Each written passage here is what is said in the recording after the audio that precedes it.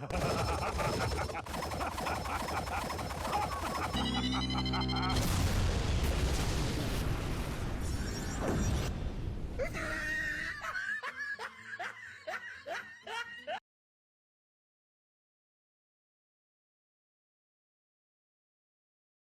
everyone, I'm Geek Freak and welcome to the video. Let me ask you guys something. Are you a fan of the Monsterverse? Are you a fan of Godzilla, Gamera, and even Kong? Did you love Godzilla vs Kong? And in the Monsterverse, do you have any favourites? Like Mothra, Rodan, the Muto, the Giant Spider, the Behemoth, or King Ghidorah, or any other monster in the Monsterverse? Now, from what we've got in the Monsterverse, we've had Rodan, Mothra, Godzilla, Kong, Mechagodzilla, King Ghidorah. These are the monsters that are well known throughout the Godzilla and Kong fandoms. Because when it comes to Rodan, Mothra, King Ghidorah, Mechagodzilla, and at one point, King Kong, these are the monsters that are from the old Godzilla movies. All these monsters were in a Godzilla film. There was Mothra vs Godzilla, there was King Kong vs Godzilla, there was Rodan, King Ghidorah, Mechagodzilla, you know. But when it comes to the other titans that we saw in the Monsterverse, I think these are new monsters, and they're based off of mythology. If you've seen Godzilla King of the Monsters, and you saw King Ghidorah doing his call to the other titans, and they all started to wake up, more or less, all those other monsters are from the Monsterverse only. I mean, some of them are okay, but my favourite is definitely the Behemoth. You know, the one with the big tusks. He's awesome. But the thing is, I want to see more Godzilla monsters from the old movies. It wasn't just Rodan and Mothra and, you know, etc, etc. But there was so much more. There are other monsters in the Godzilla franchise that deserves to be in the Monsterverse.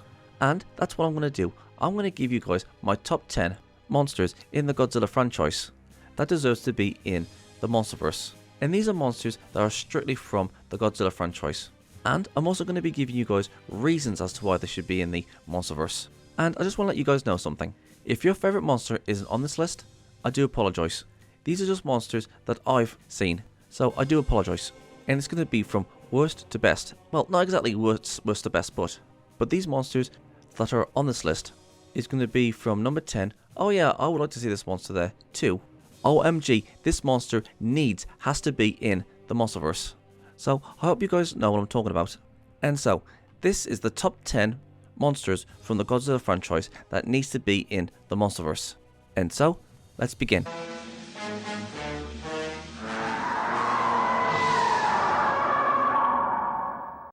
And number 10 is Titanosaurus.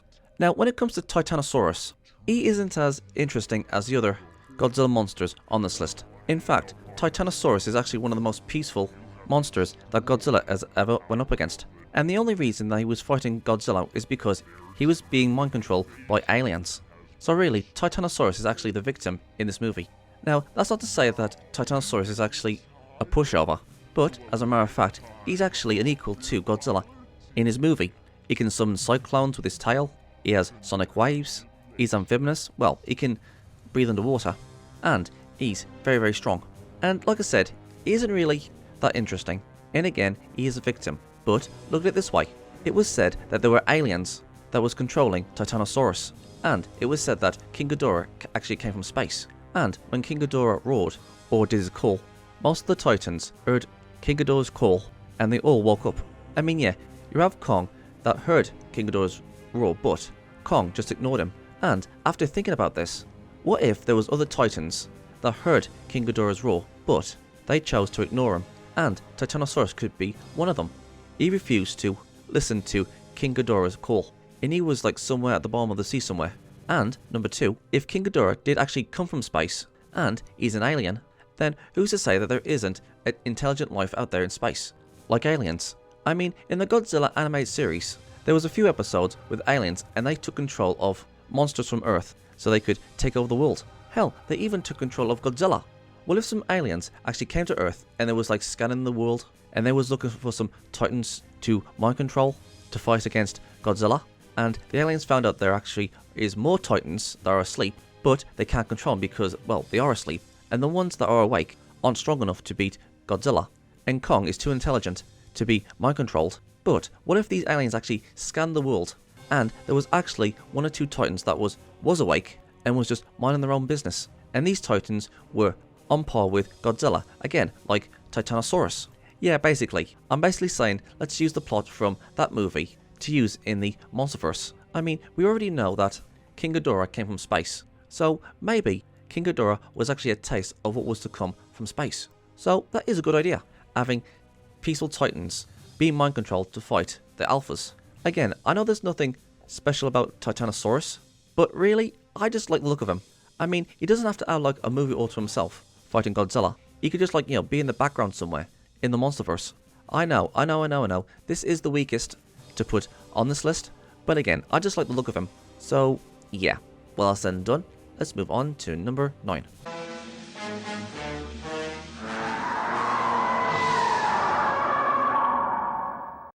And number 9 is going to be an obvious one, and that is the clones. You have Space Godzilla, which was created with the help of a black hole. You have Biollante, that's the combination of a human, Godzilla, and a plant. You have Mechagodzilla, which isn't technically a clone, but she was created thanks to absorbing Godzilla's energy. And finally, you have Orga, which is basically a clone of Godzilla. Now listen, in my honest opinion, I think Space Godzilla is the best out of all 4 of these, simply because of how awesome he looks. I mean, come on, it's a space version of Godzilla. Basically, he can do everything that Godzilla can do, but more. He can create shields, he can fly, and he has telekinesis. I mean, come on, this is basically an evil version of Godzilla. And when it comes to Biollante, basically, she's a plant with teeth. I'm pretty sure Poison Ivy would love to have her as a pet. But anyways, yeah, she's a combination between a plant, a human, and Godzilla. And she was created by humans. Again, we can't leave anything alone, can we? Now, when it comes to Orga, this thing was created by aliens to combat Godzilla. I mean, when it comes to Orga, he looks like a flattened version of Godzilla. He can absorb DNA, fire energy blasts, and he's powerful. Now, when it came to Mechagodzilla, she isn't technically a clone, but she was created thanks to absorbing Godzilla's energy. Now, when it comes to these 4, these monsters have their own unique origin story. Space Godzilla was created from a black hole, Biollante was created by humans, Orga was created by aliens, and Mechagodzilla was created because she sucked the energy from Godzilla. And that's the thing, all these monsters have a piece of Godzilla inside of them. So if you ask me, instead of having one clone and then another clone and then another clone and then another clone have their own individual movies, why don't we have all the clones in one movie? Either they could come in by one, or 2 or 3 of them actually team up. I mean, come on, this is basically Godzilla facing off against his own kin. Well, kinda sorta. But if you guys was to twist my arm and ask me which 2 I would want the most to be in the movie, it would definitely be Space Godzilla and Biollante. I like those 2 the best. But I think Attack of the Clones for a movie would be freaking awesome. But it would have to be a huge coincidence that all the clones would come into one movie. I think Space Godzilla and Orga would be a great team up, because basically Space Godzilla is from space and Orga was created by aliens, and Biollante is a plant and Mechagodzilla is an insect. So these 2 groups will go well with each other. So if you ask me, they can do one of 2 things. Number 1, have all the clones in one movie, or have them in 2 movies. One will be Space Godzilla and Orga, and the other can be Biollante and Mechagodzilla. But out of all of them, my favourite clone is definitely 100% Space Godzilla, and then it's Biollante. Those 2, in my opinion, are the best clones. They definitely need their own movie. And so that said, let's move on to number 8.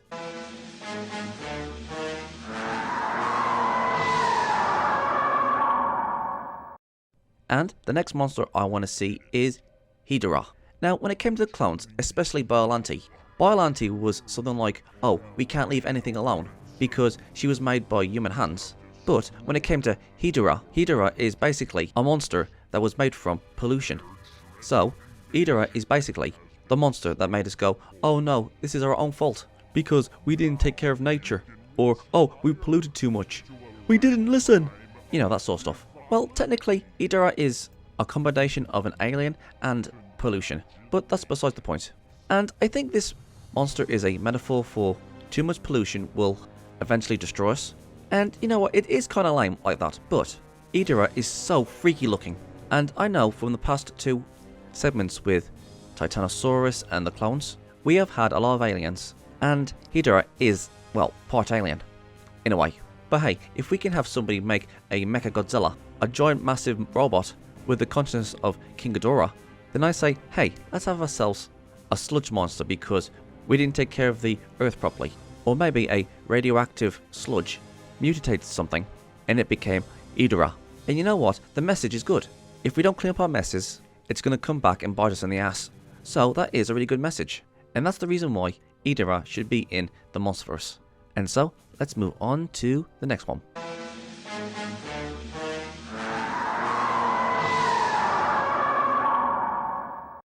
Now, when it comes to this one, there's going to be some people out there who's probably going to look at me weird.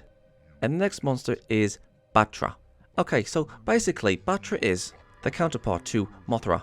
Batra was literally created by the Earth in order to protect said Earth.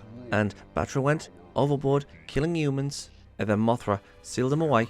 And then thousands of years later, Batra returned, and he was in his larval form. And then later on, he transformed into his moth, butterfly, bat form. And he was facing off against Godzilla, and then later on, Mothra and Batra decided to work together to defeat Godzilla, and then he died, thanks to Godzilla. Basically, Batra's mission was to protect the Earth, and do away with anything that would harm the Earth. Now listen, I know the idea of a giant moth, butterfly thing, or whatever the hell Batra is. The idea of this moth thing fighting against Godzilla is pretty goddamn ridiculous. Hell, even 2 of the old Godzilla films have Godzilla and Mothra fighting each other, and one of them had Batra in it.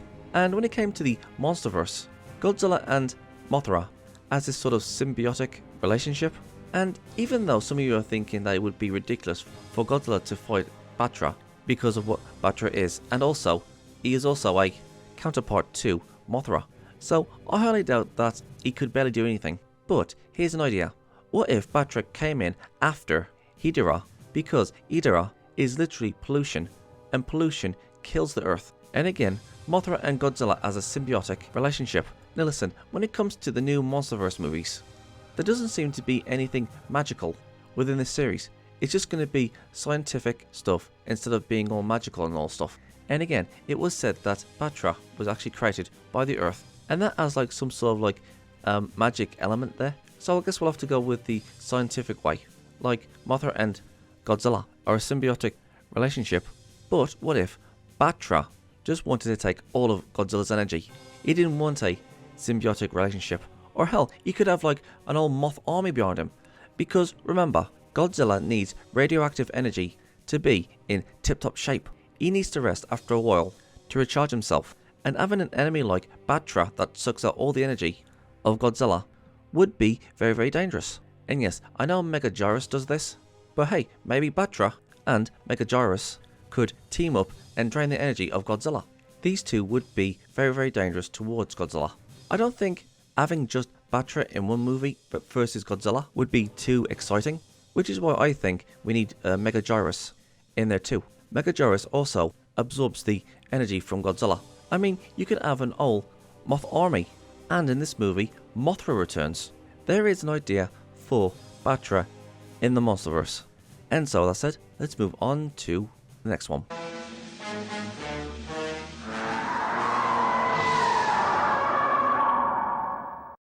And the next one is King Cesar. Now, when it comes to King Cesar, there really isn't that much to talk about him. The only thing is that King Cesar is actually a guardian, and he protects a certain family, and he's a very peaceful monster. And if there's any problems, they call upon King Cesar to help them. And in a way, King Cesar kind of reminds me of Kong from the Monsterverse, and Godzilla or Zilla from the animated series.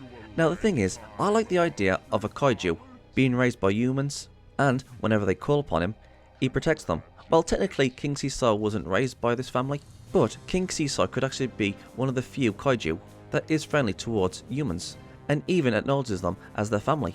You know, something similar to Kong and Zilla. And if you ask me, I think, in my opinion, King Cesar should be the kaiju that introduces the Monsterverse to magic.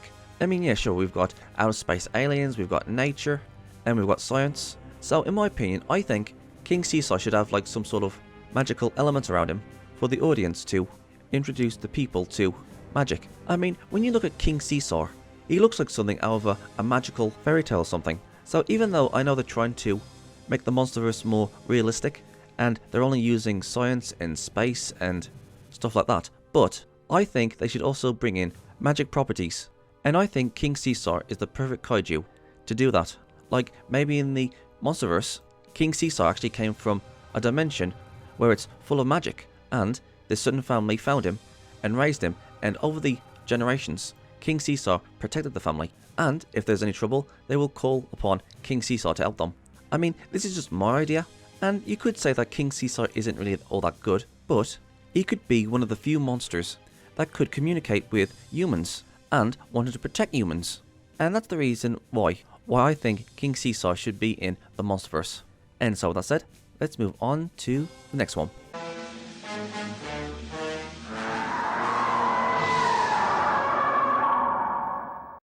And the next one is Mechagodzilla. Okay. I know what some of you are going to say, and you're right. He was already in the Monsterverse. He had King Ghidorah's consciousness inside of him. So there's no need for Mechagodzilla to be in the Monsterverse anymore because he's already been seen in the Monsterverse. Well, this is something I want to say. The thing is, Mechagodzilla in the Monsterverse was a strange case. Because if you think about it, in the original films, Mechagodzilla was either a robot with AI, or he was being controlled by aliens or something, or he was being piloted, or he had an actual Godzilla inside of him. It's true, the original Godzilla in the black and white film is actually inside of a Mechagodzilla, and his name is Kiru. And Kiru had like weapons, and I think he was actually like co-piloting with a pilot inside of him. So if you think about it, you had a Mechagodzilla that was being controlled, or it had an AI, or there was an actual Godzilla inside of him. I mean, come on, that makes sense. And again, I know we've had Mechagodzilla inside the Monsterverse, and I think Mechagodzilla in the Monsterverse looks absolutely fan-freaking-tastic. I just like the look of him. He isn't as stiff as the other Mechagodzillas from the old movies. But the strange thing here is, Mechagodzilla in the Monsterverse isn't, well, he's not really Mechagodzilla if you think about it. Because if you think about it, in the old films, there was either aliens controlling Mechagodzilla, or it was AI, or there was a pilot, and or there was actually the consciousness of the original Godzilla inside Kiru, who is a Mechagodzilla.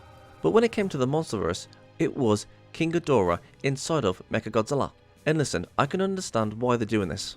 Because in the old movies, King Ghidorah did have a mecha form. One of his heads was torn off, and they rebuilt him, and that was Mecha King Ghidorah. So, in a way, the Mechagodzilla in the Monsterverse isn't, well, he's not technically Mechagodzilla. He's a Mechagodzilla shell with the consciousness of Godzilla's greatest enemy, King Ghidorah. I mean, it's weird when you think about it like that. I mean, in a way, it is unique to have the consciousness of another kaiju within Mechagodzilla. So yeah, it is weird, but at the same time, it's unique. No one's controlling Mechagodzilla, it isn't aliens, it isn't another Godzilla, but a different kaiju entirely. And it's freaking King Ghidorah. I mean, come on, that's just weird. I mean, should Mechagodzilla in the Monsterverse should even be called Mechagodzilla, considering he's got King Ghidorah's consciousness in him? Hey, I'm just throwing that out there. But yeah, Mechagodzilla is very popular. I mean, they could do so much with Mechagodzilla. They could rebuild him, give him upgrades, somebody could pilot with inside of him, or here's another idea. They could create an AI and make it copy everything that Godzilla does. Mechagodzilla has a lot of potential, and I think it's just a shame that he wouldn't be able to return after Godzilla vs. Kong. So I definitely think that he should come back. And so, let's move on to the next one.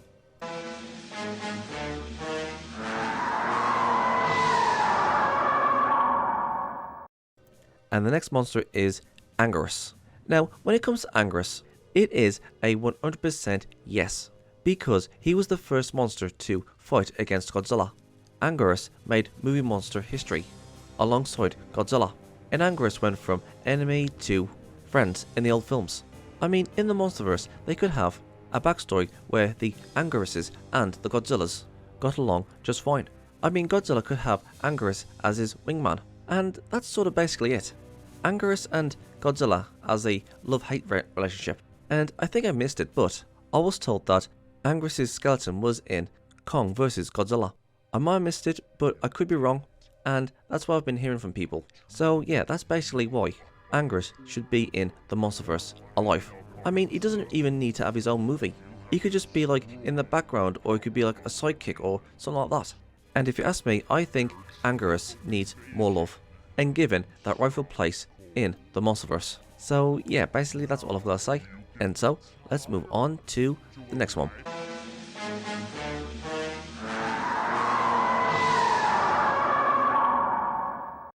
American Godzilla, or Zilla.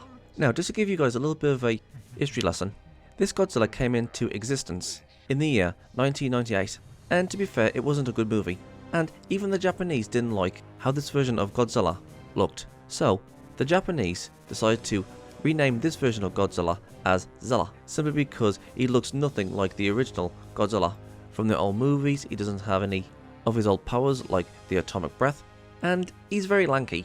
So they decided to rename him Zilla, and he was in one of the old Godzilla films. I think it was called Final Wars. He was on screen for about 5 seconds, and Godzilla killed him. Now, even though his name isn't Godzilla but Zilla, I did watch the animated series of this version of Godzilla, and that version of Godzilla in the animated series was awesome. I mean, he doesn't have the atomic breath, and he's basically a shadow compared to the original Godzilla. Hell, there was even a comic of Godzilla and Zilla fighting. And what I like about this Zilla is, like King Kong and King Cesar, is that he's got human handlers. Even though he's no Godzilla, he's still unique in his own way. And also, I highly recommend you guys go and check out Godzilla the animated series. Not the Hanna-Barbera one. Zilla is a great monster, even though he was in one of the worst movies ever, but he's still a great monster in his own way. So yeah, that's all I gotta say about Zilla. And so, let's move on to number 2.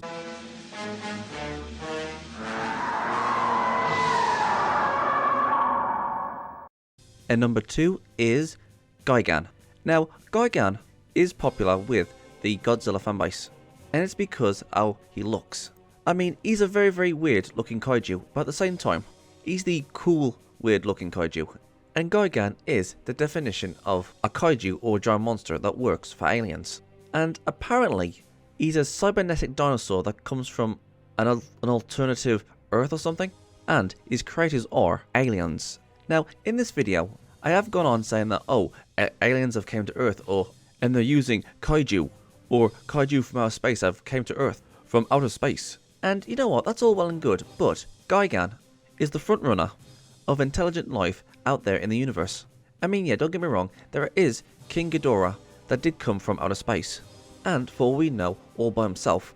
And that is a definite maybe. I mean, for all we know, King Ghidorah might have been sent by aliens.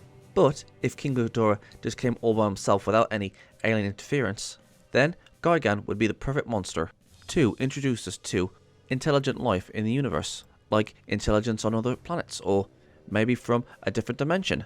Actually, that's a thought. Has there ever been a kaiju that came from a different dimension that's actually fought Godzilla? I'm just throwing that out there. Anyways, yes, we've had Kong, Zilla, and King Cesar that as human handlers, and they tell these kaiju to go and fight these other monsters, and Gigant's masters are the aliens. I mean, this was stated in the old Godzilla movies, but when you look at this version of Gigant, even though he looks weird in a cool way, it looks like he doesn't have that much going for him. I mean, yeah, don't get me wrong, he's got himself a sword on his belly, and his arms are hooks, and he's got like a beam that comes out of his forehead, and he can fly. And I think he's like a hybrid between organic and machine. I mean, that's all well and good and all, but I don't think it would be enough to have Gigant in his own movie fighting Godzilla. Because again, just look at him. However, what if I was to tell you guys that Gigant has other forms, and it is this form? I mean, my god, I mean, just look at that. That looks absolutely freaking cool. This is a modified Gigant. His claws are now knives, and he's metallic all over. That is awesome. But wait, there's more. Gigant has also got another modified form, and it is this. Mommy, I want one of those. I mean, look at that. That looks freaking cool. He's got freaking chain blades on his arms. I mean, look at that, man. Now, the thing is with Gigant, maybe Gigant could, come into the Monsterverse multiple times. Like, he comes in the first time, he gets defeated, and he's updated and modified, and then when he's defeated again, he gets updated and modified again. And I think this actually might be Gigant's ultimate form. Now, when you think about it, when you're trying to overcome something, there's always a trial and error and updating things. And every time Gigant fails, they rebuild and update him. And he just gets stronger and stronger every time. And in my opinion, I think Gigant is the cooler kaiju from the old Godzilla movies. I mean, come on, you guys can't tell me that you don't want to see this in the Monsterverse. Again, Gigant could be the first kaiju that could lead us into intelligent life out there in the universe. And Gigant is being controlled, or is willingly fighting Godzilla in the name of his creators. So if you ask me, I definitely say yes, Gigant should definitely be in the Monsterverse. And he comes from space, not Earth, but space. And it's by aliens. And so, let's move on to number 1.